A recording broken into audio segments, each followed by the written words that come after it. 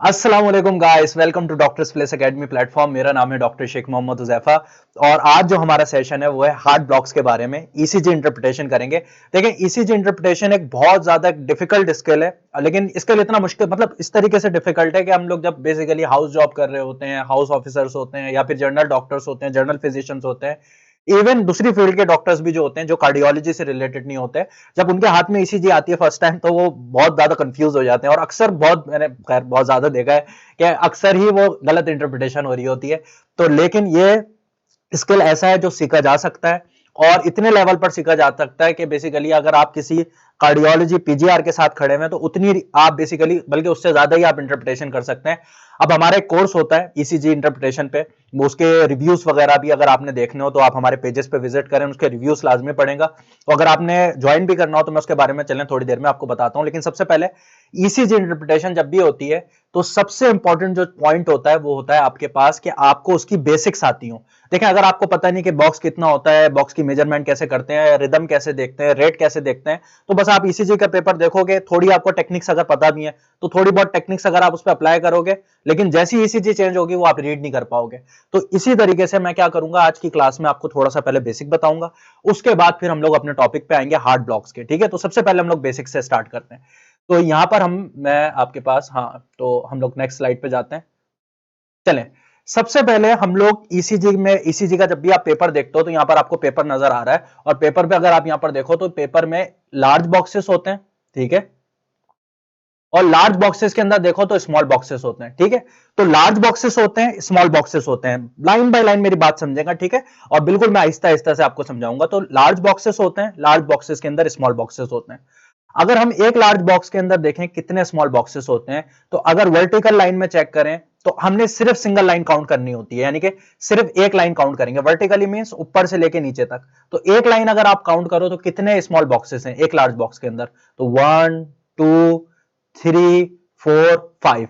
तो एक large box के अंदर वर्टिकली 5 स्मॉल बॉक्सेस हैं। ठीक है, एक लार्ज बॉक्स के अंदर वर्टिकली 5 स्मॉल बॉक्सेस हैं। उसके बाद दूसरी चीज हम देखते हैं हॉरिजॉन्टली कितने। हॉरिजॉन्टली जो है वो बेसिकली हॉरिजॉन्टली मींस होता है फ्रॉम लेफ्ट टू राइट। अब लेफ्ट टू राइट देखें तो सेम आप गिने यहीं पर 1 2 3 4 और 5। तो वर्टिकली भी 5 है और हॉरिजॉन्टली भी 5 है। तो अच्छा, अब आप देख रहे होंगे यार ये बाकी लाइंस भी तो हैं, वो क्यों कैलकुलेट नहीं कर रहे? वो नहीं कैलकुलेट करते, सिर्फ आप बेसिकली एक ही लाइन कैलकुलेट करते हैं। तो वर्टिकली भी एक ही कैलकुलेट करनी है और हॉरिजॉन्टली भी एक कैलकुलेट करनी है। तो अभी तक हमारे पास क्या पॉइंट निकला, मैं यहां पर साइड पे लिख देता हूं कि हॉरिजॉन्टली और वर्टिकली। तो वर्टिकली हमारे पास एक लार्ज बॉक्स के अंदर, वन लार्ज बॉक्स के अंदर हमारे पास जो है वो कितने स्मॉल बॉक्सेस हैं, वो है बेसिकली 5। तो 5 स्मॉल बॉक्सेस, मैं शॉर्ट में करके लिख रहा हूं, आप इसको देख लेंगे। और हॉरिजॉन्टली बेसिकली कितने, हॉरिजॉन्टली एक लार्ज बॉक्स के अंदर बेसिकली, तो लार्ज बॉक्स के अंदर अभी हमने देखा कितने स्मॉल बॉक्सेस हैं, 5 स्मॉल बॉक्सेस। अब ये क्यों इंपॉर्टेंट है? ये इसलिए इंपॉर्टेंट है ताकि हम इसको इजीली कैलकुलेट कर सकें कि एक लार्ज बॉक्स के अंदर कैलकुलेशन कैसे होती है। कैलकुलेशन इसलिए इंपॉर्टेंट होती है कि जब आप ईसीजी इंटरप्रिटेशन स्टार्ट करते हैं तो पी वेव आपको दिख रही है, क्यूआरएस आपको दिख रहा है, पीआर सेगमेंट दिख रहा है, पीआर इंटरवल दिख रहा है, उसको बेसिकली किस तरीके से आप कैलकुलेट करते हैं, नॉर्मल कैसे है, एबनॉर्मल कैसे, कैसे पता लगेगा, तो उसको कैलकुलेट करना आना चाहिए। अभी हम लोग उस पर जा रहे हैं, तो आपने ये पॉइंट मिस नहीं करने। ठीक है, तो सबसे पहले मैं आप इसको कैलकुलेट करना सिखाता हूं। सबसे पहले हम क्या करें, हमें लार्ज बॉक्स को कैलकुलेट करना है, तो इजी हम करते हैं कि हम पहले एक स्मॉल बॉक्स को कैलकुलेट कर लेते हैं। एक स्मॉल बॉक्स को जो है हम कैलकुलेट कर लेते हैं। इन नंबर्स पर अभी नहीं जाना आपने। ठीक है, ये साइड वाले नंबर छोड़ दें, जो मैं आपको बता रहा हूं वो याद रखें। तो एक स्मॉल बॉक्स को हम कैलकुलेट कर लेते हैं। अगर एक स्मॉल बॉक्स कैलकुलेट हो गया तो इजीली एक लार्ज बॉक्स कैलकुलेट हो जाएगा। तो अगर एक स्मॉल बॉक्स हम लोग देखें, तो एक स्मॉल बॉक्स अगर आप वर्टिकली देखें, क्या देखें आप, वर्टिकली, तो अच्छा, अभी हमने दो कैलकुलेशंस करनी है, एक वर्टिकली करनी है और एक हॉरिजॉन्टली करनी है। अभी हमने देखा था ना, एक लार्ज बॉक्स के अंदर वर्टिकली कितने स्मॉल बॉक्सेस हैं और हॉरिजॉन्टली कितने, तो कैलकुलेशन भी दो होती है, वर्टिकली और हॉरिजॉन्टली। तो सबसे पहले वर्टिकल कैलकुलेशन के अंदर क्या चीज आती है, वर्टिकल कैलकुलेशन के अंदर आपके पास दो चीजें आती हैं। एक बेसिकली बॉक्स कितने एमएम का है, यानी कि उसका साइज कितना है, तो एक आता है साइज, ठीक है, और एक आता है एम्पलीट्यूड। एम्पलीट्यूड, ठीक है, क्योंकि जाहिर बात है जो ईसीजी रिकॉर्डिंग हो रही है, ईसीजी जब आप रिकॉर्ड कर रहे हैं तो वो इलेक्ट्रिकल एक्टिविटी है हार्ट की जो आप रिकॉर्ड कर रहे हैं, और वो बेसिकली आप एक ग्राफ पेपर पे रिकॉर्ड कर रहे हैं। तो वो जो इलेक्ट्रिकल करंट मूव कर रहा है एक बॉक्स के अंदर, वो कितना एम्पलीट्यूड होता है, वो तो ये दो कैलकुलेशन कौन सी होती है? वर्टिकल कैलकुलेशन होती है, यानी कि वर्टिकली हम कैलकुलेट करते हैं। तो एक स्मॉल बॉक्स का जो साइज होता है वो बेसिकली 1 mm का होता है। तो एक स्मॉल बॉक्स कितना साइज का होता है? वो होता है 1 mm का। और अगर हम एक स्मॉल बॉक्स का एम्पलीट्यूड की बात करें तो वो तकरीबन होता है 0.1 मिलीवोल्ट। 0.1 मिलीवोल्ट। तो अगर आप बेसिकली देख रहे हैं कि एक स्मॉल बॉक्स है, तो आपसे अगर कोई पूछे एक स्मॉल बॉक्स का साइज कितना है, तो आप बोलेंगे 1 mm। और अगर आपसे कोई बोलेगा एक स्मॉल बॉक्स कितने एम्पलीट्यूड का होता है, तो आप बोलोगे 0.1 मिलीवोल्ट। ठीक है, तो ये आपने बोलना है।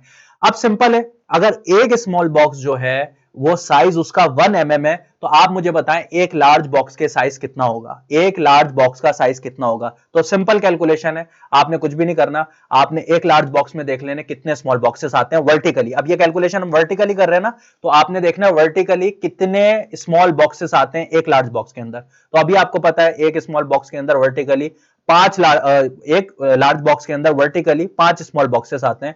तो 1 2 3 4 5। तो यानी कि एक बॉक्स का जो साइज है वो कितना है? वो बेसिकली 5 mm है। एक लार्ज बॉक्स के साइज 5 mm है। तो लार्ज बॉक्स कितना हुआ? वो हुआ 5 mm का। सही है? क्लियर है आपको यहां तक बात? इंपॉर्टेंट पॉइंट है, ठीक है, इंपॉर्टेंट याद रखना है। तो सिंपली एक बॉक्स जो है 1 mm का है, तो 5 को कैलकुलेट करेंगे तो 5 mm का हो जाएगा। इसी तरीके से अगर मैं आपसे पूछूं एम्पलीट्यूड कितना होता है एक बॉक्स का, स्मॉल बॉक्स का, आप बोलेंगे 0.1 मिलीवोल्ट। तो अगर हम एक लार्ज बॉक्स को कैलकुलेट करें तो लार्ज बॉक्स बेसिकली अगर हम लोग देखें तो एक लार्ज बॉक्स बेसिकली हो गया 0.1 मिलीवोल्ट का। तो 5 कितने के होंगे? क्योंकि ये कैलकुलेशन भी वर्टिकली हो रही है, तो 5 कितने होंगे? 5 होंगे बेसिकली 0.5 मिलीवोल्ट के। तो एक लार्ज बॉक्स जो है वो होता है 0.5 मिलीवोल्ट का। क्यों? क्योंकि एक लार्ज बॉक्स के अंदर 5 स्मॉल बॉक्सेस आते हैं। यहां तक आपको क्लियर होगा पॉइंट? नहीं क्लियर तो थोड़ा सा इसको रिपीट करेंगे, दोबारा सुनेगा, ठीक है? बिल्कुल बेसिक पॉइंट है, तो ये आपने याद रखना है। अच्छा जी, तो ये तो कैलकुलेशन हो गई वर्टिकली। अब हम थोड़ा हॉरिजॉन्टली देख लेते हैं। हॉरिजॉन्टल हम क्या चीज देखते हैं? हॉरिजॉन्टल हम देखते हैं टाइम। ठीक है, एक स्मॉल बॉक्स कितने ड्यूरेशन का होता है, ड्यूरेशन देखते हैं। अब ड्यूरेशन जो है वो सेकंड्स में भी काउंट होती है, मिली सेकंड्स में भी होती है। हम लोग मिली सेकंड में करेंगे, मिली सेकंड में जरा इजी रहता है। सेकंड में पॉइंट्स में नंबर होते हैं तो वो आप जरा कैलकुलेट करना पड़ता है। मिली सेकंड में जो नंबर होते हैं वो बेसिकली बड़े नंबर्स होते हैं, तो इजीली काउंट हो जाता है। तो एक स्मॉल बॉक्स जो है वो तकरीबन 40 मिली सेकंड का होता है। कितने मिली सेकंड का होता है? 40 मिली सेकंड का। ठीक है, 40 मिली सेकंड का। चले, अब आप मुझे बताएं कि अगर एक स्मॉल बॉक्स 40 मिली सेकंड का होता है तो एक लार्ज बॉक्स कितने मिली सेकंड का होगा? अब सिंपल है इसका तरीका भी, आप देख लें एक स्मॉल बॉक्स, एक लार्ज बॉक्स में कितने स्मॉल बॉक्सेस आ रहे हैं। तो यहां पर अगर हम लोग देखें तो 1 2, अभी आपने काउंट करा था 3 4 और 5। तो 5 स्मॉल बॉक्सेस आ रहे हैं एक लार्ज बॉक्स के अंदर हॉरिजॉन्टली। तो अगर हम हॉरिजॉन्टली कैलकुलेट करें तो 40 मिली सेकंड को 5 दफा अगर आप करोगे तो आपके पास आंसर आएगा 200 मिली सेकंड। तो हमारे पास जो बेसिकली हॉरिजॉन्टली एक स्मॉल बॉक्स होता है वो 40 मिली सेकंड का होता है। और अगर हम लोग एक लार्ज बॉक्स को देखें तो लार्ज बॉक्स कितना हो जाएगा? क्योंकि एक लार्ज बॉक्स में 5 स्मॉल बॉक्सेस आते हैं, तो ये हो जाएगा 200 मिली सेकंड। अब आप ये बोलोगे यार ये बॉक्सेस की कैलकुलेशन क्या चक्कर है, क्या करना है? चलो यार इसको आगे बढ़ाओ, ये आपने नहीं करना। अच्छा मैं आपको बताता हूं।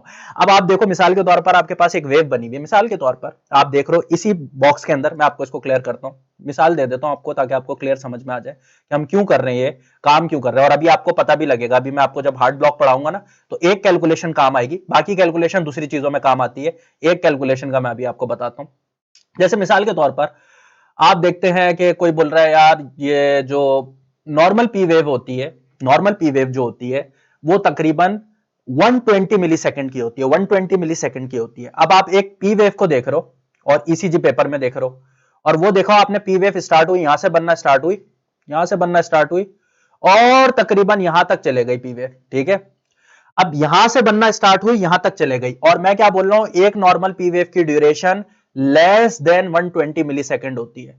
अब मिसाल के तौर पर आप कैलकुलेट करना स्टार्ट कर दो, आप देखते हो एक पी वेव कितने लार्ज स्मॉल बॉक्सेस के अंदर आ रही है, एक पी वेव कितने स्मॉल बॉक्सेस में आ रही है। तो यहां पर आपने देखा यहां से स्टार्ट हुई थी, यहां पर एंड हो रही है, तो इसमें अगर हम गिने तो 1 2 3 4, ड्यूरेशन जो है हम हॉरिजॉन्टली काउंट करते हैं, तो ड्यूरेशन देख रहे हैं हम लोग। तो अगर 4 में आई है, चार का मतलब क्या हो गया? 4 का मतलब हो गया 160। एक स्मॉल बॉक्स 40 मिली सेकंड का होता है ना, तो 40 को अगर आप बेसिकली 4 दफा ऐड करोगे तो कितना हो जाएगा आपके पास? ये हो जाएगा 160 मिली सेकंड। तो ये 160 मिली सेकंड का मतलब जो मैंने नॉर्मल ड्यूरेशन बताई थी उससे ज्यादा हो गई। इस तरीके से हमें ईसीजी में, मैं सिर्फ मिसाल दे रहा हूं, इस तरीके से हमें ईसीजी में पता लग रहा होता है कि क्या चीज नॉर्मल है, क्या चीज खराब है। तो ये बहुत इंपॉर्टेंट पॉइंट होता है। आई होप आप इसको अंडरस्टैंड कर रहे हो, इसको समझ रहे हो। अब मैं आपको अगली चीज की तरफ लेके जाता हूं, तो आप बॉक्सेस की कैलकुलेशन को समझ लें। अच्छा, वैसे जब हमारी क्लास होती है तो मैं इसको बहुत आपको पूछ पूछ के, क्योंकि हमारा इंटरेक्टिव सेशन होता है, आप मुझे जवाब भी दे रहे होते हैं, मैं आपसे बात भी कर रहा होता हूं, कोई चीज समझ में नहीं आती तो फिर हम उसको डिस्कस दोबारा करते हैं। तो बहरहाल, क्योंकि अभी हम लोगों ने एक ही सेशन में सारी चीजों को कवर करना है, तो इसलिए थोड़ी अगर कोई चीज आपकी मिस हो जाए तो उसको रिपीट कर लीजिएगा पीछे होके, ठीक है, कोई मसला नहीं है। चलें जी, आगे चलते हैं। अच्छा, अब हमारे पास दूसरी जो चीज होती है इंपॉर्टेंट, अब बॉक्सेस की कैलकुलेशन अभी हमारी काम में आएगी। अब हम देख लेते हैं determination of heart rhythm. Rhythm जो है वो किस तरीके से डिटरमाइन करते हैं कि रेगुलर रिदम है कि इरेगुलर रिदम है। रेगुलर और इरेगुलर रिदम बहुत इंपॉर्टेंट है, स्पेशली अरिदमियास के अंदर, जब आपका रिदमिक पैटर्न, हार्ट रेट खराब हो जाता है। ठीक है, रिदमिक पैटर्न क्या होता है, मैं थोड़ी सी आपको अंडरस्टैंडिंग दे देता हूं इसकी। जनरली होता यह है कि आपका जो, बस यहां पर मैं आपको वेव फॉर्मेशन भी बता देता हूं, वेव फॉर्मेशन के बाद हम उस पर चलते हैं, क्योंकि वेव्स का आपको पता होगा तो जाहिर बात है, अगर आप मिसाल के तौर पर पहली दफा कोई ईसीजी देख रहा है, अब उसको पता ही नहीं है वेव्स कौन सी होती हैं, तो मैं यहां पर थोड़ी होप करके चल रहा हूं कि वेव्स के बारे में आपको पता होगा। मैं एक दफा यहां पर रिपीट भी कर देता हूं। तो बहरहाल होता क्या है कि ऐसे नोड होता है, ये ऐसे नोड है, मैं लिख देता हूं सारी चीजों का, ऐसे नोड है, ये जो है ये एवी नोड है। नीचे आ जाए, ये जो आपको लाइन नजर आ रही है इसको हम कहते हैं बंडल ऑफ हिस, तो बंडल ऑफ हिस। इसके बाद ये जो है यहां पर एक बेसिकली आपकी राइट बंडल ब्रांच होती है, लेफ्ट बंडल ब्रांच होती है, तो ये है लेफ्ट बंडल ब्रांच। ठीक है, लेफ्ट बंडल ब्रांच। और ये जो है ये है राइट बंडल ब्रांच। ठीक है, और नीचे आ जाए तो ये परकंजी फाइबर्स हैं। ठीक है, तो परकंजी फाइबर्स। अच्छा, अब ये क्या है, ये है electrical conduction system of the heart. Electrical conduction system of the heart का क्या काम होता है कि आपके हार्ट को एक रिदमिक पैटर्न में बेसिकली उसकी कॉन्ट्रैक्शन और रिलैक्सेशन होती है, कॉन्ट्रैक्शन और रिलैक्सेशन होती है। अब आप देखते हैं आपका हार्ट टोटल जब तक इंसान की लाइफ होती है वो हार्ट उसी तरीके से काम करता रहता है, करता रहता है। वो क्यों करता रहता है, क्योंकि आपका इलेक्ट्रिकल कंडक्शन सिस्टम मुसलसल तौर पर लगा हुआ है। जब ऐसे नोड बेसिकली फायर करता है और करंट बेसिकली यहां पर ब्रांचेस होती हैं जिनको हम इंट्रानोड्यूलर ब्रांचेस कहते हैं, करंट उसके थ्रू एवी नोड तक जाता है। तो यहां पर जब ये करंट एट्रियम के अंदर, ये एट्रियम होता है, एट्रियम के अंदर ट्रेवल करता है, तो आपके पास पहली वेव बनती है जिसको हम कहते हैं पी वेव। ठीक है, तो पी वेव कब बनती है, जब आपके एट्रिया के अंदर करंट जाता है, डीपोलराइज होते हैं एट्रिया और एट्रियल कॉन्ट्रेक्शन होती है। ठीक है, तो इसको हम डीपोलराइजेशन कहते हैं। तो एट्रियल डीपोलराइजेशन होती है, करंट आपका ऐसे नोड से जाता है एवी नोड की तरफ, आपके पास बन जाती है पी वेव। उसके बाद क्या होता है, करंट थोड़ी देर के लिए स्टे करता है एवी नोड के अंदर। थोड़ी देर के लिए क्यों स्टे करता है, तकरीबन 0.1 सेकंड का डिले होता है। डिले इसलिए होता है क्योंकि आपने, अगर आप खुद भी लॉजिकल बात सोचें, हार्ट एक पंप है, ब्लड को पंप करने का काम करता है। किधर पंप करता है, एक तो बेसिकली आपके पल्मोनरी सर्कुलेशन में पंप करता है, राइट हार्ट जो होता है, यानी कि जो एट्रियम से करंट आता है आपके राइट वेंट्रिकल के अंदर, राइट एट्रियम से राइट वेंट्रिकल में, राइट वेंट्रिकल बम्प ब्लड को पंप करता है किधर, आपके लंग्स के अंदर, पल्मोनरी सर्कुलेशन के अंदर, ताकि वो ऑक्सीजन रिसीव कर सके।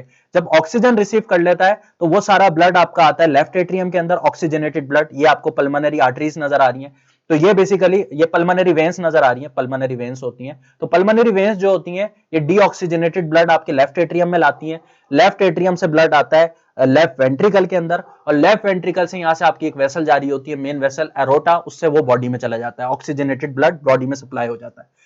अब यहां पर बेसिकली आप खुद लॉजिकल अगर बात सोचें, अगर एट्रियम कॉन्ट्रैक्ट करेंगे तो उस वक्त हमें वेंट्रिकल रिलैक्स चाहिए। क्यों चाहिए रिलैक्स, ताकि ब्लड इसमें फिल हो सके, है ना। अगर आपका सारा हार्ट एक साथ कॉन्ट्रैक्ट हो जाएगा तो ब्लड कहां पर जाएगा। तो यहां पर क्या होता है कि जब एट्रियम कॉन्ट्रैक्ट कर रहे होते हैं तो वेंट्रिकल रिलैक्स होते हैं ताकि उसमें ब्लड फिल हो सके, और उसके बाद जब वेंट्रिकल कॉन्ट्रैक्ट करते हैं तो वो बेसिकली ब्लड आपकी बॉडी तक चला जाता है।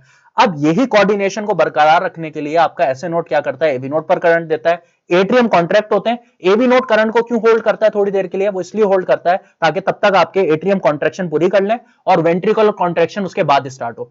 तो जो एवी नोड पर करंट रुकता है ना, उसमें बेसिकली आपको एक स्ट्रेट लाइन नजर आती है, यानी कि करंट कहीं पे भी मूव नहीं कर रहा, तो आपको एक स्ट्रेट लाइन बनी हुई नजर आती है। इसको हम बेसिकली कहते हैं पी आर सेगमेंट। तो इसको हम क्या कहते हैं, पी आर सेगमेंट। और पी आर सेगमेंट आपको किस चीज के बारे में बताता है ईसीजी में, पी आर सेगमेंट बताता है आपको एवी नोडल डिले के बारे में। उसके बाद करंट जो है वो आपके बंडल ऑफ हिस पे आता है, right bundle branch, left bundle branch पे आता है और नीचे परकंजी फाइबर्स पे जाके आपके वेंट्रिकल के डिपोलराइज कर देता है, यानी कि वेंट्रिकुलर कॉन्ट्रैक्शन हो जाती है। जब वेंट्रिकुलर कॉन्ट्रैक्शन होती है तो आपके पास क्यूआरएस कॉम्प्लेक्स बनता है, ठीक है, क्यूआरएस कॉम्प्लेक्स बनता है। उसके बाद क्या होता है, जब वेंट्रिकल आपके कॉन्ट्रैक्ट हो जाते हैं तो जाहिर बात है थोड़ी देर के लिए कॉन्ट्रैक्शन जारी रहती है। अब ऐसा नहीं होता कि वेंट्रिकल कॉन्ट्रैक्ट हुआ और ऐसे रिलीज हो गया, थोड़ी देर के लिए कॉन्ट्रैक्शन क्यों रहती है, वो इसलिए रहती है ताकि ब्लड अच्छी तरीके से स्क्वीज हो सके। अब आप ऐसी मिसाल लेनी है तो आप एक बलून लें, बलून के अंदर वाटर को फिल करें, उसको हल्का से ऐसे करके टैप करके छोड़ दें तो आप देखोगे वाटर उसमें से खाली नहीं होगा। क्यों? क्योंकि आपने हल्की सी कॉन्ट्रैक्शन करी और छोड़ दिया। लेकिन जब आप अच्छी तरीके से उसको स्क्वीज करोगे तो वो सारा पानी जो है वो बलून से बाहर निकल जाएगा। तो यही हार्ट का मैकेनिज्म होता है कि जब हार्ट कॉन्ट्रैक्ट करता है, वेंट्रिकल कॉन्ट्रैक्ट करते हैं तो सारा ब्लड जो है वो हार्ट से बाहर निकल जाए, उसके लिए क्या होता है, थोड़ी देर के लिए कॉन्ट्रैक्शन को रखना पड़ता है। तो क्यूआरएस जो था वो क्या था, कॉन्ट्रैक्शन फेज। थोड़ी देर के लिए जब कॉन्ट्रैक्शन जारी रहती है तो उस पर आपके पास बनता है एसटी सेगमेंट। अच्छा, अब मैं ये चीजें जो है ना वो आपको थोड़ी जल्दी जल्दी बता रहा हूं क्योंकि हमने अपने टॉपिक पे मेन आना है सबसे पहली बात। और ये जो है हमारे कोर्स में जब आप पढ़ते हैं तो लाइन बाय लाइन हम लोग इस चीज को डिस्कस करते हैं, यानी कि एक चैप्टर पूरा हमारा कंडक्शन सिस्टम पे होता है। इसमें बहुत सारी और चीजें जो जाहिर बात है अभी हम लोग टाइम कम होने की वजह से इसमें मिस कर रहे हैं, लेकिन अगर आप डेफिनेटली वो लेक्चर ज्वाइन करेंगे तो वो सारी चीजें आपको डिटेल से पता लगती हैं। क्योंकि बंडल यहां पर एवी नोट है, एवी नोट के अलावा बाकी जगह से करंट मूव क्यों नहीं कर रहा, वो सारी चीजें जो होती हैं वो हम कोर्स के अंदर डिस्कस करते हैं। यानी कि आप मास्टर होते हैं बेसिक के। देखें, कोर स्ट्रांग होगा ना आपका तो जब आप अप्लाई करेंगे उसको किसी भी ईसीजी पे तो आपको रीड करने में मसला नहीं होगा, क्योंकि आपको मैकेनिज्म पता है, आपको बेसिक्स पता है। बेसिक नहीं पता तो फिर आप कहीं पे भी घूमते रहते हैं, आप बोलते हैं कभी ये हो गया कभी वो हो गया, यार समझ में ही नहीं आ रहा, कभी ये बोलते हैं कभी वो बोलते हैं, वो लॉजिक समझ में नहीं आ रही होती। हमने सारी चीजें समझनी होती है लॉजिक से, ठीक है। तो वही मैं भी आपको कोशिश कर रहा हूं। तो मैं क्या बता रहा हूं कि वेंट्रिकल कॉन्ट्रैक्ट होते हैं, कॉन्ट्रैक्शन में बेसिकली आपके पास क्यूआरएस कॉम्प्लेक्स बनता है और कॉन्ट्रैक्शन फेज थोड़ी देर तक के लिए जारी जब रहता है तो आपके पास बनता है एसटी सेगमेंट। एसटी सेगमेंट के बाद बारी आती है वेंट्रिकुलर रिलैक्सेशन की। वेंट्रिकल कॉन्ट्रैक्ट होने के बाद रिलैक्स करते हैं, रिलैक्सेशन पे आपके पास जो चीज बनती है वो होती है टी वेव। तो टी वेव आपके पास बन जाती है। तो फिर आपके पास पीआर सेगमेंट के बाद क्यूआरएस बनता है। क्यूआरएस बेसिकली आपको वेंट्रिकुलर कॉन्ट्रैक्शन का बताता है। उसके बाद आपके पास एक सीधी लाइन बनती है जिसको हम एसटी सेगमेंट कहते हैं। एसटी सेगमेंट जो है ये कंटिन्यूअस फेस होता है वेंट्रिकुलर डीपोलराइजेशन का, कॉन्ट्रैक्शन फेस का। और आखिरी में आपके पास टी वेव बनती है और टी वेव जो है वो वेंट्रिकुलर रीपोलराइजेशन। रीपोलराइजेशन का मतलब क्या है, रिलैक्सेशन ऑफ द वेंट्रिकल्स। तो ये बेसिकली आपने वेव्स याद रखनी है, यही वेव्स दिखती हैं ईसीजी की। और ये वेव्स आप जब देख रहे हो तो ये मैकेनिज्म देख रहे हो तो पी वेव जब आपको दिखती है तो आप बोलते हो हाँ यहां पर एट्रिया कॉन्ट्रैक्ट हुए। जब आपको पी आर सेगमेंट नजर आता है तो आप बोलते हो हाँ यहां पर बेसिकली एवी नोड पर करंट रुका था। जब आपको क्यू आर एस कॉम्प्लेक्स दिखता है तो आपको पता लगता है वेंट्रिकुलर डीपोलराइजेशन हुई थी, वेंट्रिकल कॉन्ट्रैक्ट हुए थे। तो ये जो वेव्स हैं आपको किसी चीज का बता रही होती हैं, तो इंपॉर्टेंट पॉइंट याद रखने। अब मैं पीछे आ जाता हूं, तो ये क्या है, ये रिदमिक पैटर्न है। हार्ट इस रिदम को फॉलो करता है, ऐसे नोड से एवी नोड पर करंट, एवी नोड से बंडल ऑफ इस पे, तो रिदमिक पैटर्न पे कॉन्ट्रैक्शन होती है। लेकिन अगर ये रिदम डिस्टर्ब हो जाए किसी वजह से, ऐसे नोड डिस्टर्ब हो जाए, एवी नोड डिस्टर्ब हो जाए, बीच में आपका इलेक्ट्रिकल जो कंडक्शन सिस्टम है उसमें कोई मसला आ जाए, तो ये रिदमिक पैटर्न फॉलो नहीं करता हार्ट, तो रिदम हो जाता है इररेगुलर। इसको हम अरिथमियास कहते हैं, ठीक है। आई होप अरिथमियास की डेफिनेशन आपको समझ में आई हो। अब हम लोग यहां पर चलते हैं कि नॉर्मल रिदम को कैसे असेस करते हैं। अब हमें कैसे पता लगेगा हार्ट नॉर्मल रिदम में चल भी रहा है कि नहीं चल रहा। तो सबसे पहले रिदम देखने के लिए आप देखते हैं वेव्स को, यानी कि पी वेव आपको नजर आ रही है, उसके बाद क्यूआरएस कॉम्प्लेक्स नजर आ रहा है, उसके बाद टी वेव दिख रही है। क्योंकि अभी आपको मैंने बताया पी वेव दिखेगी, पीआर सेगमेंट दिखेगा, क्यूआरएस दिखेगा, एसटी सेगमेंट नजर आएगा और फिर आपको टी वेव नजर आएगी। तो ये रिदमिक पैटर्न आपको बता रहा है कि फॉलो कर रहा है। दूसरी चीज रिदम के अंदर इंपॉर्टेंट होती है कि ये रिदमिक पैटर्न सही चल रहा है कि नहीं चल रहा, उसके लिए आप देखते हैं आर आर डिस्टेंस को। तो ये एक आर वेव है, ये एक आर वेव है।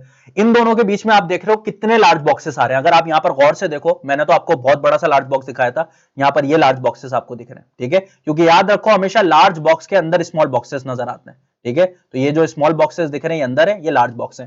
तो अगर अभी आपसे मैं पूछूं कि आर से आर डिस्टेंस में आपको कितने लार्ज बॉक्सेस नजर आ रहे हैं, तो आप मुझे बता सकते हैं इस आर वेव से और इस आर वेव तक कितने लार्ज बॉक्सेस आपको नजर आ रहे हैं। कमेंट्स में आप मुझे बताएं लिख के।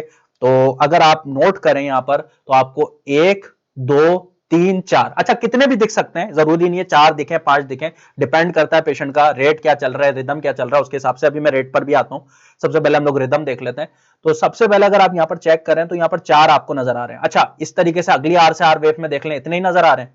तो यहां से लेके यहां तक जो आर वेव है इसमें अगर आप चेक करो तो 1 2 3 4, यहां पर भी 4 है। अगर आप यहां से लेके यहां तक देखो तो 1 2 3 4, यानी कि हर आर आर वेव के बीच में आपको तकरीबन चार चार लार्ज बॉक्सेस नजर आ रहे हैं। अच्छा, अब ये 4 नजर आए, 5 नजर आए, लेकिन आपको कंटिन्यूअसली सेम नजर आना चाहिए।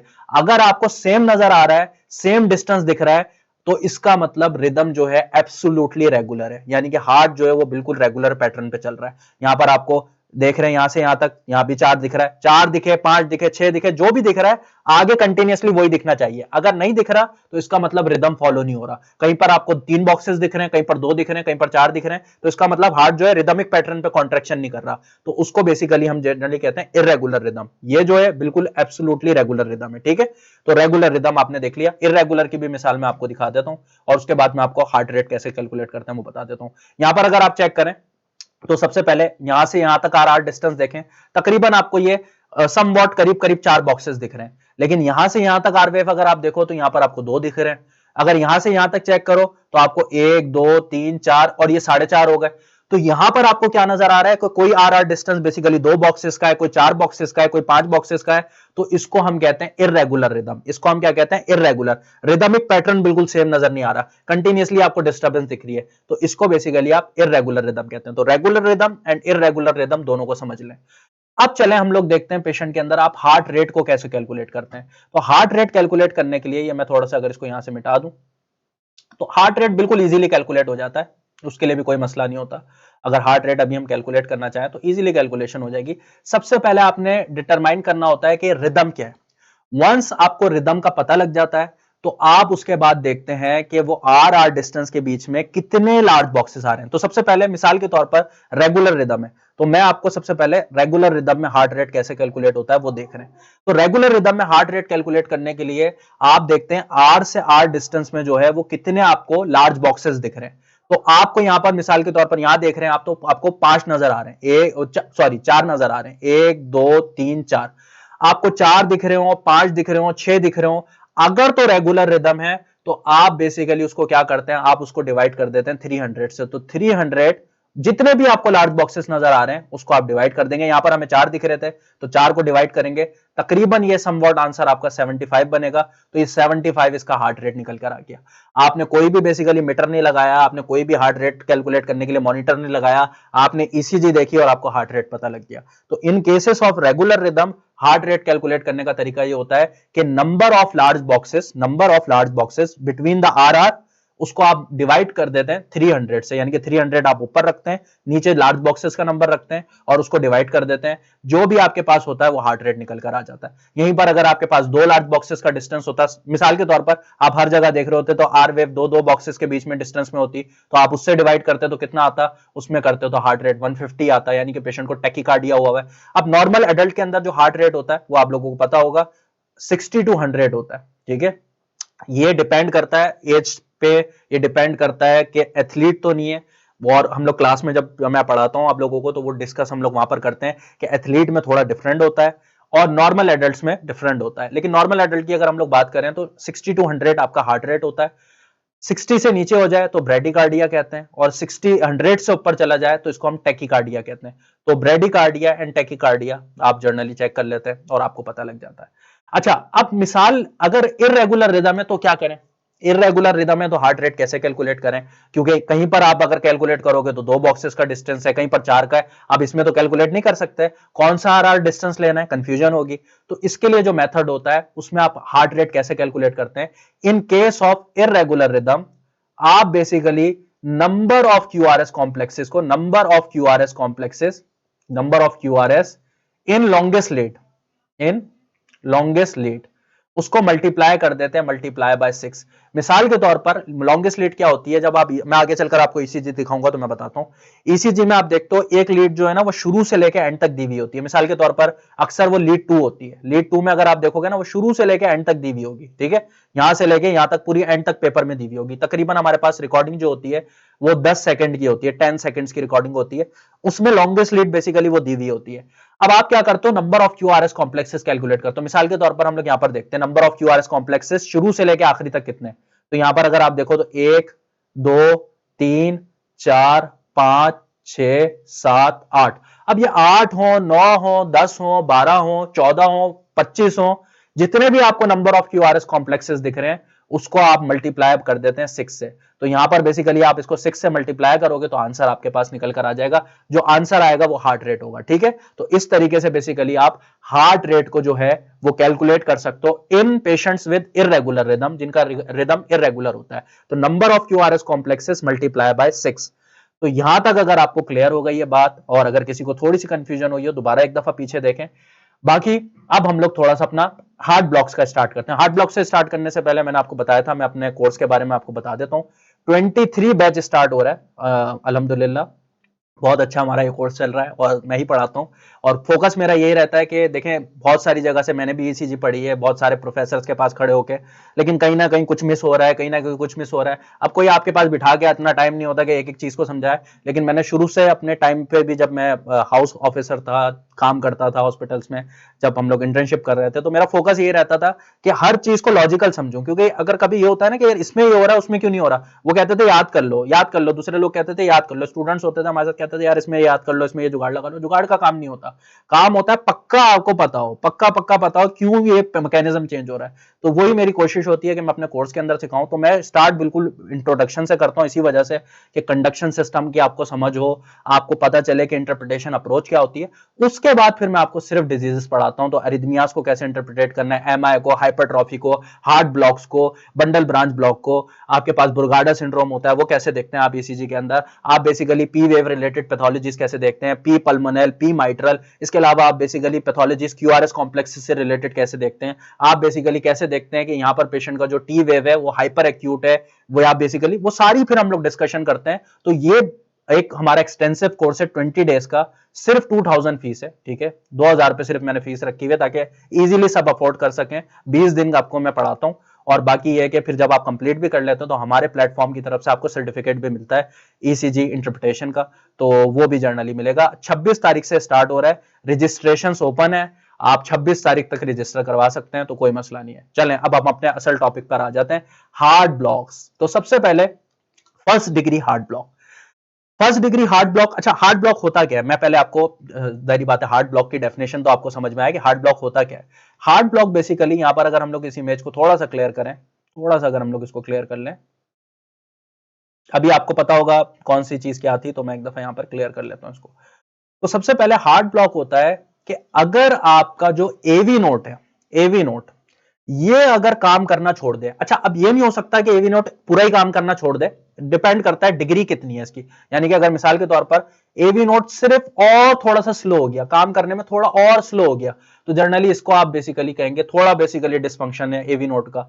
मिसाल के तौर पर आधा एवी नोट जो है वो काम कर रहा है, आधा नहीं कर रहा, तो ये आप कहेंगे थोड़ा सा और एक्सटेंसिव है। और एक वक्त ऐसा आएगा कि एवी नोट बिल्कुल भी काम नहीं कर रहा। अच्छा अब अगर आप यहां पर देखो तो एट्रियम और वेंट्रिकल के बीच में सिर्फ एक ही कनेक्शन है, वो है एवी नोट का। यानी कि ऐसे नोट से जो करंट आ रहा है एवी नोट पर, वो ही वेंट्रिकल्स में जाता है। तो ये ओनली वन पॉइंट होता है जिधर से करंट एट्रियम से वेंट्रिकल में जा सकता है। तो अगर एवी नोट आपका कंप्लीट खराब हो जाता है तो जाहिर बात है एट्रियम से वेंट्रिकल में करंट नहीं जा पाएगा, ठीक है। तो ये इंपॉर्टेंट है। और पेशेंट का हार्ट रेट स्लो होगा, स्लो होगा, स्लो होगा, इवेंचुअली पेशेंट को आपको देखते हैं 20 पे हार्ट रेट चला जाता है, और इवेंचुअली अगर आप ट्रीट नहीं करते तो जाहिर बात है डेथ हो जाती है पेशेंट की। लेकिन आपने ईसीजी में कैसे देखना है हार्ट ब्लॉक्स को, इंपॉर्टेंट है। तो यहां पर बेसिकली डिपेंड करता है कितना आपका एवी नोट खराब है। अच्छा अब ब्लॉक सिर्फ एवी नोट पे ही नहीं होता, एवी नोट से नीचे भी हो सकता है, जिसको हम बेसिकली क्या कहते हैं, इसको basically bundle of hispa block कहते हैं, इसको हम इंफ्रानोडल ब्लॉक कहते हैं। तो एवी ब्लॉक जो है वो first degree heart block, second degree heart block, हम इसको एवी ब्लॉक, हार्ट ब्लॉक एक ही टर्म है, ठीक है, मतलब समझ लें सेम चीज है।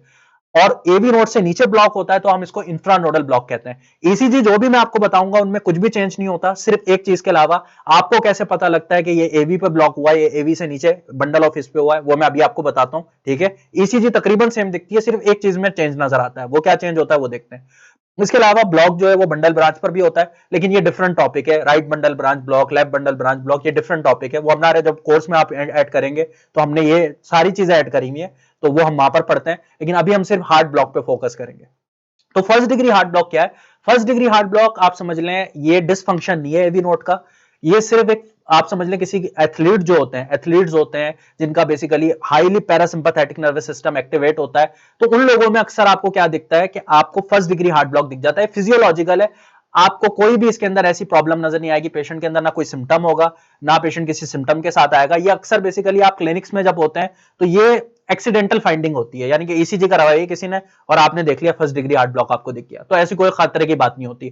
खतरे की बात स्टार्ट होती है सेकंड डिग्री हार्ट ब्लॉक से, तो सेकंड अभी मैं बताऊंगा। और थर्ड डिग्री हार्ट ब्लॉक जो होता है वो इसका मतलब होता है कंप्लीट आपका एवी नोड जो है वो डिसफंक्शनल हो गया, ठीक है। तो अभी मैं चलता हूं, पहले फर्स्ट डिग्री देख लेते हैं। फर्स्ट डिग्री फिजियोलॉजिकल है, किसी में भी आपको दिख सकता है, तो मोस्टली ज्यादा बात है एथलीट्स में आपको कॉमनली ज्यादा नजर आता है। तो यहां पर अगर हम लोग चेक करें, सबसे पहले हम फर्स्ट डिग्री हार्ट ब्लॉक का कैसे पता लगाते हैं, तो इसमें हम सबसे पहले पेशेंट का देखते हैं P R interval. P R interval क्या होता है? पी आर इंटरवल होता है starting from the P wave till starting from Q wave, ठीक है। तो पी वेव के लेके क्यू वेव के स्टार्टिंग पॉइंट तक ये बेसिकली कहलाता है पी आर इंटरवल। अच्छा, अब आप बोलोगे यार पी आर इंटरवल क्यों बोल रहे हैं, पी क्यू इंटरवल क्यों नहीं बोल रहे? क्योंकि क्यू वेव आपको हमेशा नजर नहीं आती, तो हम इसको फिर आर तक लेके जाते हैं। लेकिन अगर आपको क्यू वेव दिख रही है तो आप क्यू के पहले तक लाइन बनाएंगे, ठीक है। तो मैं एक दफा दोबारा से इसको लाइन को मिटाता हूं और आपको यहां पर दिखा देता हूं। तो पी आर इंटरवल क्या होता है? पी आर इंटरवल होता है पी वेव के स्टार्टिंग पॉइंट से लेके, यहां से पी वेव स्टार्ट हो रही है, स्टार्टिंग से लेके क्यू की स्टार्टिंग तक, और अगर क्यू नहीं दिख रही तो फिर हम आर तक लेते हैं, सही है। तो इसको हम कहते हैं पी आर इंटरवल। अब अगर मैं यहां पर आपसे पूछूं कि एक पी आर इंटरवल आपको कितने बॉक्सेस में नजर आ रहा है, तो आप यहां पर अगर चेक करें तो ये लार्ज बॉक्स है, ठीक है। ये मैंने इसको ईसीजी को जूम करा हुआ है, तो ये आपको लार्ज बॉक्स नजर आ रही है, मोटी लाइन जो है, और ये पतली लाइंस जो है ये स्मॉल बॉक्सेस हैं। तो यहां पर अगर आप चेक करें तो ये एक स्मॉल बॉक्स है, ठीक है। इसी तरीके से आगे कंटिन्यूसली दिख रहे हैं। तो अगर मैं चेक करूं पी आर इंटरवल कितने स्मॉल बॉक्सेस में आ रहा है, तो 1 2 3 4 5 6, और ये क्यू वेव जो है वो यहां तक स्टार्ट हो रही है, तो यानी कि ये तकरीबन हाफ स्मॉल बॉक्स है, ठीक है। तो हाफ है, तो 1 2 3 4 5 6 एंड 6 एंड हाफ, तो हम इसको लगा लेंगे 6 एंड हाफ। तो 6 एंड हाफ स्मॉल बॉक्सेस में आपके पास क्या बन रहा है? P R interval. अगर 6 एंड हाफ स्मॉल बॉक्सेस में बन रहा है तो मैं पूछूंगा कितने मिली सेकंड का है। आपको पता है एक स्मॉल बॉक्स 40 मिली सेकंड का होता है, तो 40 का होता है, तो 40 40 40 40 40 40, ये तकरीबन आपके पास हो जाएगा 40, और ये हाफ है तो इसका मतलब 20। एक स्मॉल बॉक्स 40 मिली सेकंड का, अगर उसको हम स्मॉल बॉक्स अगर उसको हाफ करें तो कितना हो जाएगा? 20 हो जाएगा। तो ये 20, तो यहां पर तकरीबन आपके पास ये बन जाएगा 260 मिली सेकेंड, 260 मिली सेकेंड, सही है, 260 मिली सेकेंड। अब यहां पर इंपॉर्टेंट है जानना कि नॉर्मल पीआर इंटरवल की ड्यूरेशन कितनी होती है। नॉर्मली कितना होता है PR interval? Normal PR interval जो होता है वो 120 से लेके 200 मिली सेकेंड तक होता है। तो 120 मिली सेकेंड से लेके 200 तक एब्सोल्युटली नॉर्मल होता है। अगर 200 से बढ़ जाए तो इसको जनरली हम प्रोलॉन्ग्ड पीआर इंटरवल कहते हैं। और प्रोलॉन्ग पीआर इंटरवल जो है वो आपको फर्स्ट डिग्री हार्ट ब्लॉक में नजर आता है। फर्स्ट डिग्री हार्ट ब्लॉक में ईसीजी में कुछ और चेंज नहीं होगा, कुछ भी और नजर नहीं आएगा, सिर्फ आपको प्रोलॉन्ग पीआर इंटरवल दिखेगा, यानी कि पीआर इंटरवल देखोगे तो 200 मिली सेकंड से ज्यादा का होगा, ठीक है। तो इसको हम प्रोलॉन्ग पीआर इंटरवल कहते हैं। बहरहाल शॉर्ट पीआर इंटरवल की भी अपनी डिजीजेस होती हैं, प्रोलॉन्ग की मेनली जो आपके पास अभी आ रहा है वो फर्स्ट डिग्री हार्ट ब्लॉक आ रहा है। तो फर्स्ट डिग्री हार्ट ब्लॉक जो होता है प्रोलॉन्गेस्ट आपका हो जाता है, क्या नाम, क्या चीज हो जाती है? पीआर इंटरवल प्रोलॉन्गेशन हो जाती है, ठीक है। बाकी ईसीजी में कुछ भी चेंज नहीं होता, बाकी ईसीजी बिल्कुल सेम नजर आती है आपको। तो ये हो गया फर्स्ट डिग्री हार्ट ब्लॉक। अब हम थोड़ा सा आगे की तरफ मूव करते हैं। अब आते हैं हम लोग सेकंड डिग्री हार्ट ब्लॉक। अच्छा, सेकंड डिग्री हार्ट ब्लॉक से जब बात स्टार्ट होती है तो यहां पर आपके पास कुछ टाइप्स होती हैं सेकंड डिग्री हार्ट ब्लॉक की। बस आपने यहीं पर थोड़ा सा दिमाग लगाना है सेकंड डिग्री हार्ट ब्लॉक में, क्योंकि यहां से पैथोलॉजी स्टार्ट हो गई है और इसमें आपको कुछ टाइप्स नजर आती हैं सेकंड डिग्री हार्ट ब्लॉक की। अगर हम लोग यहां पर देखें सेकंड डिग्री हार्ट ब्लॉक, तो सबसे पहले हम देखेंगे मोबीज टाइप 1। तो second degree heart block Mobitz type 1, इसको हम वेनकी बैक्स भी कहते हैं। तो दोनों नाम से आप इसको याद रख सकते हैं, वेनकी बैक या मोबीज टाइप 1। तो सेकंड डिग्री हार्ट ब्लॉक। अच्छा, अब इसको कैसे देखें? सबसे पहले अब यहां पर हो क्या रहा है, यहां पर आपका एवी नोड जो है वो मजीद डिस्फंक्शनल हो गया। अब मजीद डिस्फंक्शनल होने की वजह से क्या होता है कि जनरली आपकी बीट स्किप आपको नजर आती है। बीट स्किप क्या होती है कि एक दफा आपका यहां पर, मैं दोबारा से आपकी छोटी सी हार्ट की पिक्चर बना रहा हूं ताकि आपको एक दफा अच्छी तरीके से आइडिया हो जाए आप क्या बात कर रहे हैं। यहां पर आपका, हाँ मैं कलर चेंज कर लेता हूं ताकि अच्छी तरीके से पता लग जाए। तो ये आपका एवी नोट है, ये आपका एसए नोट है, ठीक है, एसए नोट, और ये है आपका एवी नोट, ठीक है। अब नॉर्मली क्या होता है, नॉर्मली आप सबको पता है कि एसए नोट से करंट आता है एवी नोट की तरफ, एवी नोट से नीचे जाता है। लेकिन second degree heart block pathological condition है, एवी नोट डिसफंक्शनल हो रहा है। तो कभी कभार क्या होता है कि डिसफंक्शनल होने की वजह से ऐसे नोड से इंपल्स गई एवी नोड पर, लेकिन एवी नोड ने वो इंपल्स नीचे नहीं भेजी। नीचे क्यों नहीं भेजी? क्योंकि खराब था। तो उसकी वजह से आपको ईसीजी में क्या चीज मिस नजर आएगी? वेंट्रिकुलर कॉन्ट्रैक्शन नहीं होगी। वेंट्रिकुलर कॉन्ट्रैक्शन नहीं होगी तो आपको क्यूआरएस नहीं दिखेगा। जाहिर बात है, कॉन्ट्रैक्शन नहीं होगी तो कॉन्ट्रैक्शन फेज भी नहीं होगा, पीआर सेगमेंट, एसटी सेगमेंट भी मिस होगा। अगर बेसिकली वेंट्रिकल कॉन्ट्रैक्ट ही नहीं होंगे तो रिलैक्स कैसे होंगे? तो टी वेव भी मिस होगी। तो आप यहां पर देख रहे हो, आपको पी वेव तो नजर आ रही है लेकिन क्यूआरएस नजर नहीं आ रहा। पी वेव के बाद आपको क्यूआरएस नजर नहीं आ रहा, तो इसको जनरली हम कहते हैं स्किप बीट। ठीक है, या बीट स्किप हो गई है। बीट स्किप क्यों हो गई है? क्योंकि जनरली आपके पेशेंट के अंदर जो है वो पी वेव दिख रही है लेकिन क्यूआरएस कॉम्प्लेक्स नहीं दिख रहा। और वो क्यों नहीं दिख रहा? क्योंकि एवी नोड डिसफंक्शनल हो रहा है। लेकिन अब ये बात स्टार्ट कैसे होती है? नॉर्मली फौरन आपको ऐसा नजर नहीं आता, बीच बीच में नजर आता है, क्योंकि कभी कभार एवी नोड समझ लें उस तरीके से हो गया। एक होती है ना चीज, स्टार्ट हुई थोड़ी देर के लिए, फिर बंद हो गई, फिर स्टार्ट हुई, फिर बंद हो गई। तो अभी ये वाला फंक्शन है। कंप्लीट फंक्शन कब खराब होता है? कि आप बिल्कुल स्टार्ट करने की कोशिश कर रहे हो, स्टार्ट ही नहीं हो रही। तो एक समझ लें झटके वाली गाड़ी नहीं होती, झटके से चल रही है। तो अभी एवी नोड की वो हालत है। तो अब यहां पर होता क्या है कि सबसे पहले जब आप देखना स्टार्ट करते हो तो पीआर सेगमेंट आप देखते हो, पीआर इंटरवल आप देखते हो। पीआर इंटरवल आप मिसाल तौर पर आप यहां पर देख रहे हो, मिसाल दे रहा हूं सिर्फ, यहां पर आपको दिख रहा है 160। आप आगे वाला देखोगे, आगे वाला जो है वो आपको नजर आएगा तकरीबन आप देख रहे हो 200। ठीक है, उससे आगे बढ़ रहे हो तो यहां पर हो गया 400। तो अब यहां पर क्या हो रहा है? यहां पर पीआर इंटरवल में क्या हो रहा है कि आप जैसे जैसे आगे बढ़ रहे हो प्रोग्रेसिवली पीआर इंटरवल प्रोलॉन्गेट हो रहा है। यहां पर 160 था, यहां पर आप थोड़ा सा आगे बढ़े सेम लीड के अंदर, सेम लीड के अंदर, मिसाल के तौर पर ये लीड 2 है, आप लीड 2 के अंदर देख रहे हो, तो यहां पर आपको 160 नजर आया। आप थोड़ा सा आगे बढ़े 200, उससे आगे बढ़े 400, और उसके बाद अचानक से बीट स्किप हो गई। अचानक से क्या हुआ? बीट स्किप हो गई, यानी कि आपके ऐसे नोट ने करंट, एवी नोट ने करंट ही नीचे नहीं भेजा। और ये हमें प्रोलोंगेशन क्या बता रही थी कि गाड़ी थोड़ा झटका मार रही थी, फिर थोड़ा और झटका मारने लगी, फिर थोड़ा और, फिर एकदम से बंद हो गई। तो यहां पर ये बेसिकली एवी नोट का फंक्शन चल रहा है, और यहां पर आपको ये प्रोलोंगेशन ऑफ पीआर इंटरवल नजर आ रहा है, और अचानक से स्किप बीट नजर आ रही है, जो कि आपको फर्स्ट डिग्री में नजर नहीं आता। फर्स्ट डिग्री में आप जो भी देखते हो ना वो कांस्टेंट नजर आता है। यानी कि यहां पर आपने देखा तो 260 था, यहां पर भी 260 दिखेगा, यहां पर भी 260 दिखेगा, और कोई स्किप बीट नहीं होगी। तो फर्स्ट डिग्री हार्ट ब्लॉक में कोई भी स्किप बीट नहीं होती, और कांस्टेंट आपको पीआर इंटरवल दिखता है। यहां पर क्या हो रहा है? प्रोलंगेशन हो रही है पीआर इंटरवल की, और साथ में स्किप बीट नजर आ रही है। तो ये होता है second degree heart block, Mobitz type 1। ये आप थोड़ा समझ लेंगे। चलें जी, आगे चलते हैं। अब हम थोड़ा सा आ जाते हैं second degree heart block Mobitz type 2।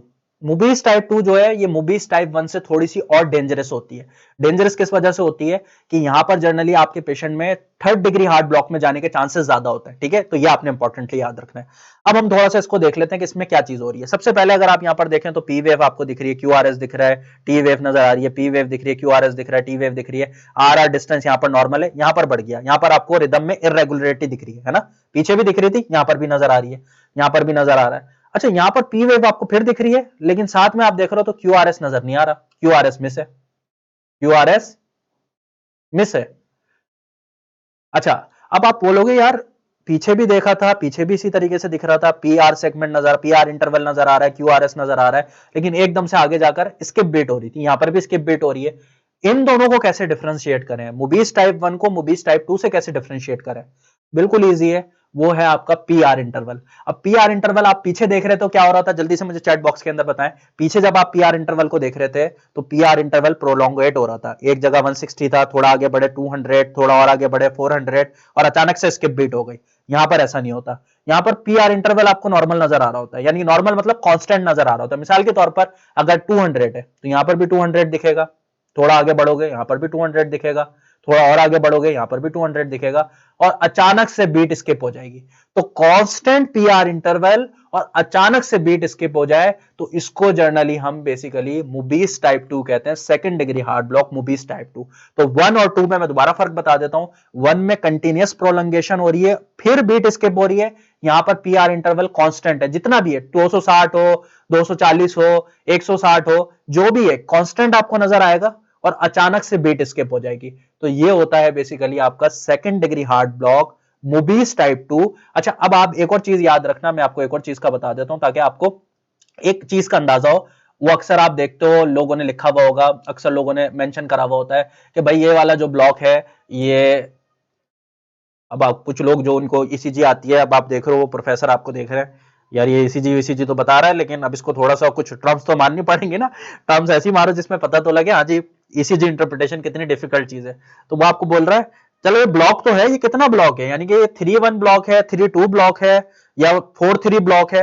अब आप बोल लो 4-3 ब्लॉक, 2-1 ब्लॉक, 3-2 ब्लॉक, ये क्या है, ये तो मैंने पढ़ा ही नहीं था, ये तो सर ने बताया ही नहीं था। अब ये कैसे पता लगे? बिल्कुल सिंपल चीज है। आपने क्या चीज चेक करनी है?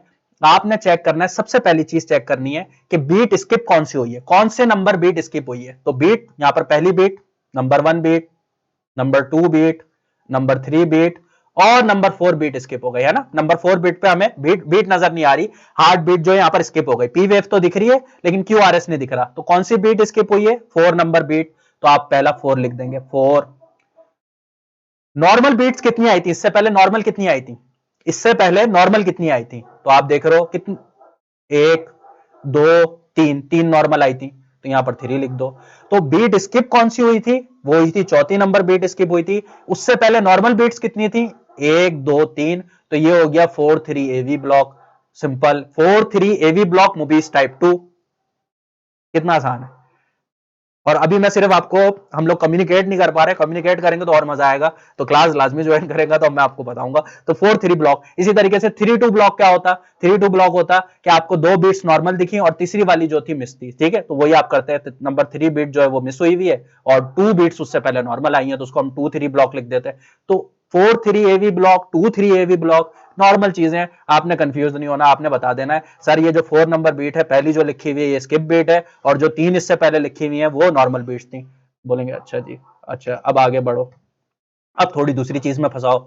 दूसरी चीज में फंसाने से पहले पहले नॉर्मल पे आ जाते हैं। ये भी आपको जो है वो एक ईसीजी में ओरिजिनल दिखा रहा हूं, और ओरिजिनल ईसीजी में अगर आप चेक करें तो यहाँ पर आपको पी आर इंटरवल जो है, यहाँ पर ये P R interval, P wave Q R S complex, ये T wave, P wave Q R S complex, T wave, P wave, लेकिन फिर क्यू आर एस नजर नहीं आ रहा, क्यू आर एस मिस हुआ है, ठीक है।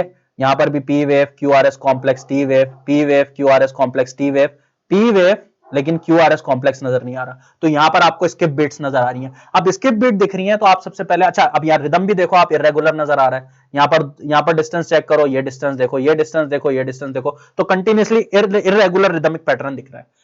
अब आपका सवाल है यार ये फर्स्ट डिग्री तो नहीं है, जाहिर बात है फर्स्ट डिग्री में तो स्किप बिट होती ही नहीं है। सेकंड डिग्री हार्ड ब्लॉक है, सेकंड डिग्री में अब मूवीज टाइप 1 है टाइप 2 है, कैसे पता लगेगा? पी आर इंटरवल कांस्टेंट है कि नहीं है? तो यहां पर मैं आपको वैसे ही बता देता हूं, अगर आप कैलकुलेट नहीं कर रहे तो ये P R interval absolutely constant है, ठीक है, एब्सोल्युटली कांस्टेंट है। मतलब आप डिस्टेंस से भी चेक करो तो बिल्कुल सेम है, और तकरीबन यहां पर अगर हम कैलकुलेट करें तो 240 है। ये भले छोटे छोटे आपको बॉक्सेस दिख रहे होंगे, क्लियर नजर नहीं आ रहे, लेकिन आपके पास जब ईसीजी पेपर हाथ में होगा ना तो आप वो छोटे बॉक्सेस देख सकते हो, तो आपको मसला नहीं होगा, ठीक है। तो ये बेसिकली हमारे पास second degree heart block Mobitz type 2 है। क्यों? क्योंकि यहां पर पी आर इंटरवल कांस्टेंट है और इसके बिट्स आपको नजर आ रही हैं। अच्छा अब मैं ये पूछूं, आप ये कितना एवी ब्लॉक है, ये 2-3-4-3 कितना है? तो आप अब मुझे बता दो कितना है, ये जल्दी से बताएं, मैं जब तक ये मिटा रहा हूं फिर मैं आपको बताऊंगा ये कितना है। 2-3-4-3 कितना है ये? सबसे पहले स्किप बीट का लिखते हैं, कौन सी बीट स्किप हुई है, और उसके बाद आप जनरली लिखते हैं नॉर्मल बीट। शुरू में देख लें तो आप मुझे बता दें। तो ये जो है, अगर आप देखें तो नॉर्मल बीट सबसे पहले अगर हम लोग चेक करें, हाँ मेरा पेन किधर गया, ये रहा। हाँ तो नॉर्मल बीट चेक करें तो पहली बीट नॉर्मल है, दूसरी बीट नॉर्मल है, तीसरी बीट स्किप हो गई, ठीक है, तीसरी बीट स्किप है, पी वेव दिख रहा है, क्यूआरएस नहीं दिख रहा। तो आप पहले स्किप बीट का लिखते हैं 3, और उसके बाद आप नॉर्मल कितनी आई है, नॉर्मल 1-2 नॉर्मल है, तो 1-2 मतलब 2 नॉर्मल है, तो 3-2 एवी ब्लॉक हो गया ये मूबीज टाइप 2, ठीक है, मूबीज टाइप 2, ये आपने लिख दिया, सिंपल चीज है। अच्छा वैसे इस ईसीजी के अंदर और भी चीजें नजर आ रही हैं, जैसे बंडल ब्रांच ब्लॉक भी दिख रहा है ईसीजी के अंदर, इसके अंदर फेसिकुलर ब्लॉक भी है, लेकिन वो आप जब कोर्स लोगे तो फिर हम उसमें आपको बताएंगे कि बंडल ब्रांच ब्लॉक कैसे देखते हैं, फेसिकुलर ब्लॉक कैसे देखते हैं, और भी चीजें इस ईसीजी में दिख रही हैं, लेकिन अभी जो हम पढ़ रहे हैं मैं उसके हवाले से आपको बता रहा हूँ। चले जी आगे चलते हैं। अब मैं आपको जो बता रहा था फंसाने वाली चीज वो बताएं। चले अब आपको प्रोफेसर ने ये ईसीजी दिखाई और पूछा यार ये बताओ क्या है, तो आपने देखा, आपने बोला चले मैं बता देता हूँ इजीली देख के। आपने देखा क्यू आर एस कॉम्प्लेक्स नजर आ रहा है, P wave Q R S complex T wave, P wave hi miss हो गया, क्यू आर एस नजर नहीं आ रहा है, skip bit, very good excellent, rhythm भी देखो तो इरेगुलर नजर आ रहा है। अब आप बोल लो मैं बताता हूं कि ये कौन सा ब्लॉक है, ठीक है, यानी कि आप सब प्रोफेसर का सवाल ये है कि ये आपका second degree heart block Mobitz type 1 है या टाइप 2 है, तो आप बताओ टाइप 1 है टाइप 2 है। तो आप क्या करोगे, आप बेसिकली ये देखोगे कि पी आर इंटरवल कांस्टेंट है कि नहीं है, या फिर प्रोलंगेट तो नहीं हो रहा। लेकिन अब एक मसला है यहां पर, अच्छा आप अगर इस मसले को सोच पाए हो तो बहुत अच्छे हो, नहीं सोच पाए तो फिर मैं बताऊंगा। आप देखना चाह रहे हो पी आर इंटरवल, तो आपको ये पीआर इंटरवल दिखा। उसके बाद दूसरा पीआर इंटरवल देखने गए तो बीट स्किप हो गई। अब आप बोल रहे हो यार मैं कैसे डिफरेंशिएट कर सकूं कि ये फर्स्ट डिग्री है सेकंड डिग्री है, वो मोबिस टाइप 1 है या मोबिस टाइप 2 है? क्योंकि मोबिस टाइप 1 को देखने के लिए आपको ये कंटिन्यूस प्रोलंगेशन दिखनी चाहिए, फिर बीट ड्रॉप होती, क्योंकि ये अगली बीट जो स्टार्ट हो गई वो तो अगली बीट है। अब अगली बीट स्टार्ट हो गई, अगली बीट है, लेकिन आपको प्रोलंगेशन देखने के लिए कम से कम 2 क्यूआरएस कॉम्प्लेक्स तो चाहिए होंगे ना, कि एक आपको दिखा 240 का, फिर अगला देखा आपने 260 का, फिर बीट ड्रॉप हो गई। और कांस्टेंट देखने के लिए भी 2 चाहिए होंगे, कि यहां पर 120 था तो अगला वाला भी 220 था, फिर बीट ड्रॉप हुई है। यहां पर क्या चक्कर है? तो इसको बेसिकली हम वेरिएंट कहते हैं सेकंड डिग्री हार्ड ब्लॉक का, इसको हम कहते हैं 2-1 एवी ब्लॉक। ये वेरिएंट होता है, ये ना मोबिस टाइप 1 में आता है ना टाइप 2 में आता है। वो क्यों नहीं आता? क्योंकि हम कंटिन्यूसली नहीं बता पा रहे हैं कि पीछे वाले जो पीआर इंटरवल थे इससे पहले वो या तो प्रोलोंगेटेड थे या बिल्कुल कांस्टेंट थे। उसके लिए एटलीस्ट हमारे पास टू होनी चाहिए थी बीट्स जो नॉर्मल होती। तो इसलिए बेसिकली हम इसको अलग से नाम देते हैं 2-1 एवी ब्लॉक, यानी कि जो सेकंड बीट है, पहली बीट नॉर्मल थी, सेकंड बीट जो है वो मिस हुई थी, तो सेकंड बीट आपने पहले लिख दी, और जो पहली बीट थी नॉर्मल थी, तो इसको 2-1 एवी ब्लॉक कहते हैं। ठीक है, और इसको आप ऐसे ही मेंशन कर दो। आप प्रोफेसर को क्या बोलोगे? बोलोगे कि ये वेरिएंट है एवी ब्लॉक का, और ये ब्लॉक एवी मतलब वेरिएंट है सेकंड डिग्री हार्ड ब्लॉक का। ये मूवीज ना टाइप 1 में आता है ना टाइप 2 में आता है। तो आप प्रोफेसर बोलेंगे यार ये भी आता है इसको, वेरी गुड, एक्सीलेंट। चले जी, अब वो आपसे तीसरी चीज पूछना चाह रहे हैं। वो तीसरी चीज क्या पूछना चाह रहे हैं? वो पूछना चाह रहे हैं, चलो भैया ये वाले आपको, अच्छा ये डिफरेंशिएशन देख लें आप सबसे पहले। वेनकी बैक्स में क्या था? वेनकी बैक्स में था आपको कंटिन्यूस प्रोलंगेशन, कंटिन्यूस प्रोलंगेशन और फिर बीट ड्रॉप। ठीक है, तो ये था आपके पास वेनकी बैक्स मूवीज टाइप 1। टाइप 2 में क्या था? Constant PR interval, constant PR interval और फिर बीट ड्रॉप। ठीक है, बीट ड्रॉप। और 2-1 एवी ब्लॉक में क्या था? 2-1 एवी ब्लॉक में था पहली बीट जो है नॉर्मल होगी, सेकंड बीट ड्रॉप होगी, फिर नॉर्मल बीट होगी, फिर ड्रॉप बीट होगी। तो पहली बीट नॉर्मल, सेकंड ड्रॉप, पहली बीट नॉर्मल, सेकंड ड्रॉप। तो ये 2-1 एवी ब्लॉक है। तो तीनों में आपने डिफरेंशिएशन कर लिया इजीली, आपको पता लग गया। अब आप तीसरी चीज पे चल रहे हैं, वो है कंप्लीट हार्ड ब्लॉक। चलें जी, कंप्लीट हार्ड ब्लॉक की लॉजिक बताएं। सबसे पहले आप वही देखें जो आप पहले शुरू से देखते हैं, नॉर्मली पीआर इंटरवल नॉर्मल दिख रहा है, क्यूआरएस नॉर्मल नजर आ रहा है। अब यहां पर आपने चेक करना स्टार्ट करा, यहां पर हम V6 से देखते हैं। सबसे पहले आपने बोला ये पी वेव है भी कि नहीं है, ये समझ में नहीं आ रहा। हाँ, क्यूआरएस तो दिख रहा है, ये क्यूआरएस नजर आ रहा है आपको, ये क्यूआरएस तो दिख रहा है।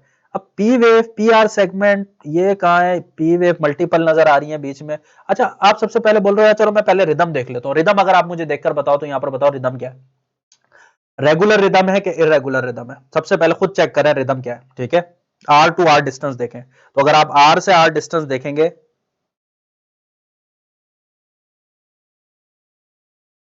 तकरीबन सेम है।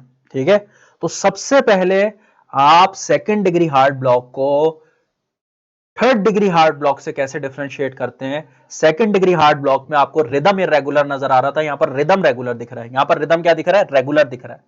अब पॉइंट क्या बात है नोट करने वाली, यहां पर आपको मल्टीपल स्किप बीट्स नजर आ रही है, मल्टीपल स्किप बीट दिख रही है। अच्छा, मल्टीपल स्किप बीट अगर आप देखो तो आपको यहां पर नजर आ रही है, यानी कि आपको पी वेव नजर आ रही है, लेकिन पी वेव के बाद क्यूआरएस नजर नहीं आ रहा। जैसे ये पी वेव दिख रही है, ये पी वेव दिख रही, इसके अलावा आपको ये पी वेव नजर आ रही, एक फिर क्यूआरएस नजर आ रहा है, फिर ये पी वेव है, पी वेव है, पी वेव है, क्यूआरएस है।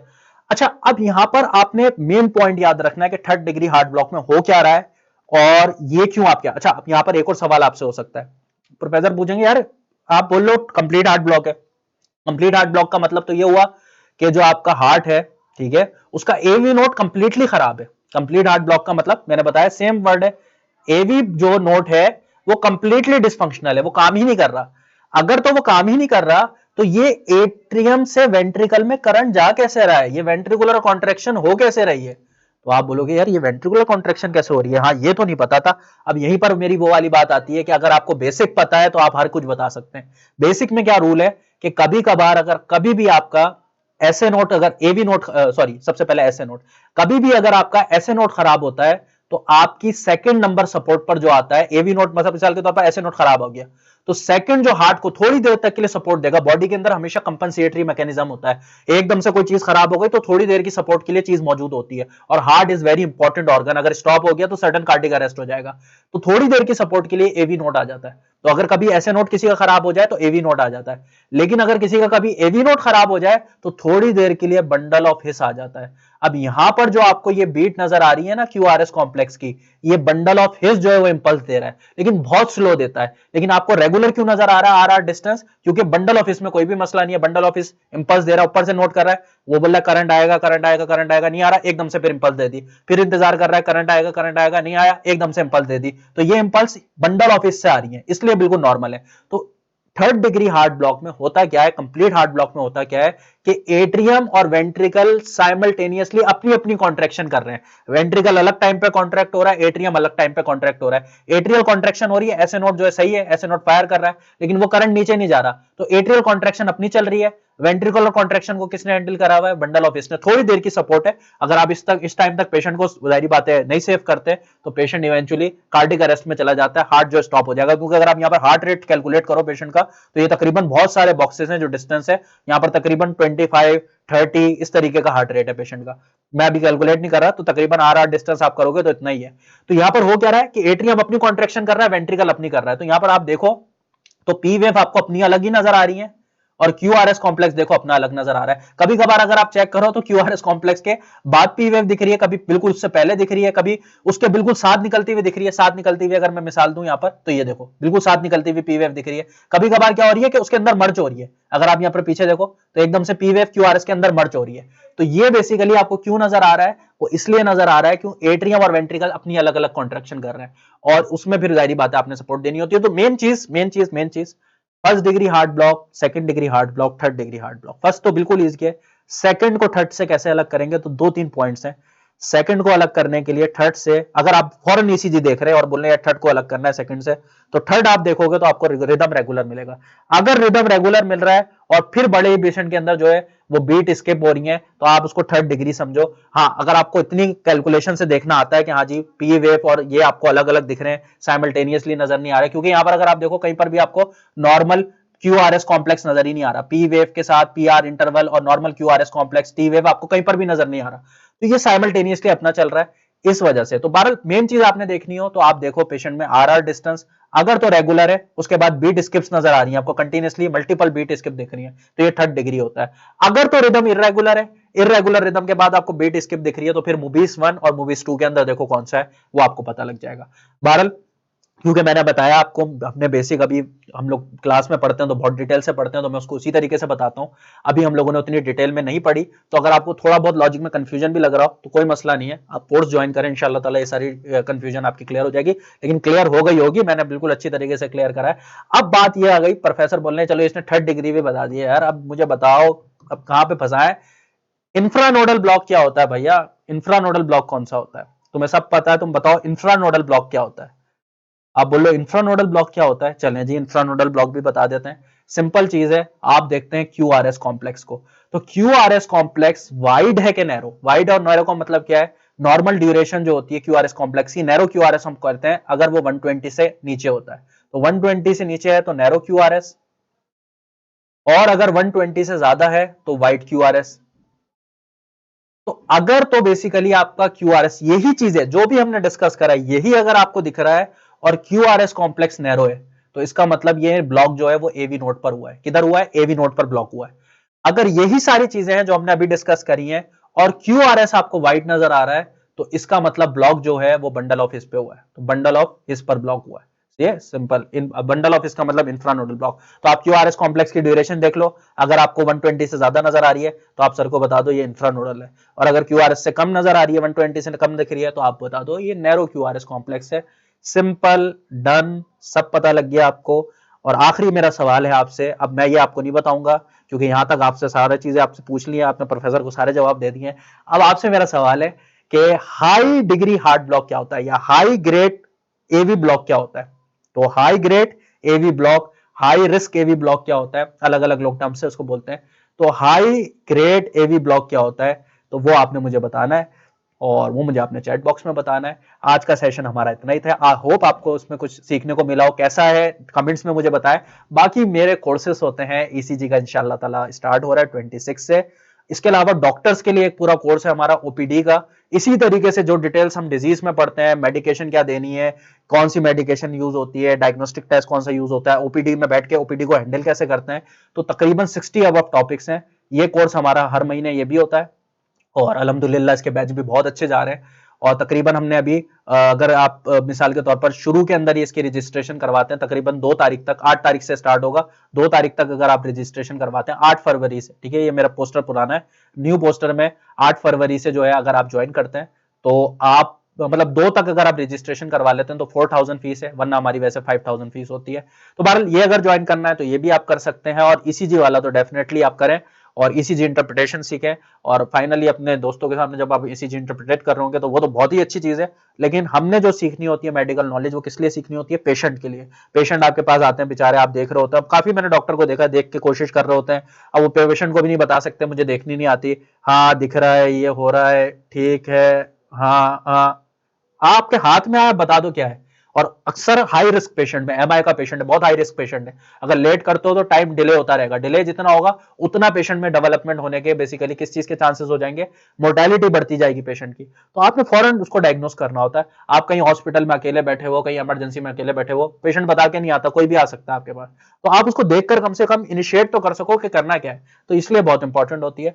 बहरहाल हमारे प्लेटफॉर्म पे जो भी कोर्सेज होते हैं वो सारे प्रैक्टिकल फील्ड से रिलेटेड होते हैं।